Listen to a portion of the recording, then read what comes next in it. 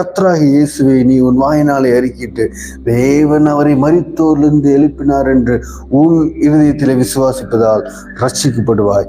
நீதி உண்டாக இருதயத்திலே விசுவாசிக்கப்படும், ரட்சிப்புண்டாக வாயினாலே அறிக்கை பண்ணப்படும். இருதயத்திலே விசுவாசிச்சு நாவினாலே அறிக்கை செய்தால் ஆமேன் ஆமேன் ரட்சிப்புண்டாகும். ஆமேன். நான் ரட்சிப்புண்டாகும்னா ரொம்ப சிம்பிளா சொல்லணும்னா காப்பாற்றப்படுவேன். நான் காப்பாற்றப்படுவேன். ஆமேன். நான் வாயினால் அறிக்கை பண்ணா காப்பாற்றப்படுவேன்.